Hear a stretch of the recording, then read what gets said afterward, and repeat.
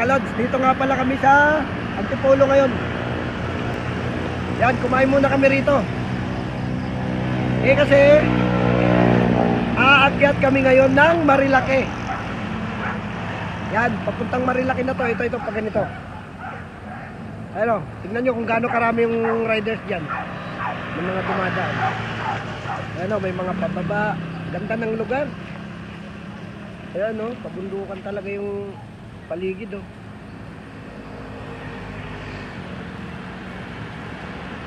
Ayan na sila, mga lodi. Ang dami. Ito yung iba,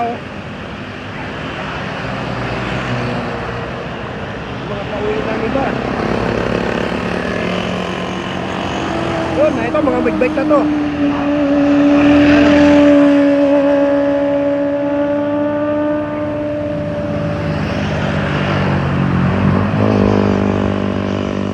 Ulit nila.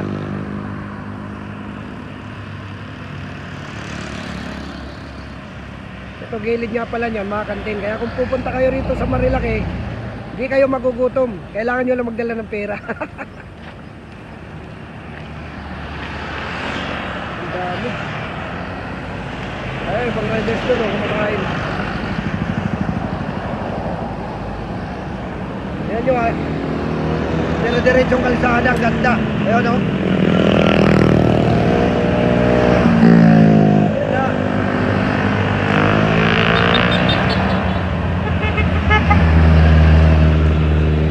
Dami nila, mga lods. Napakaganda naman kasi mag-rides talaga rito. Ayun nga pala yung mga motor namin ayun sa gilid. Okay mga lods, ganito lang muna tayo. Alright.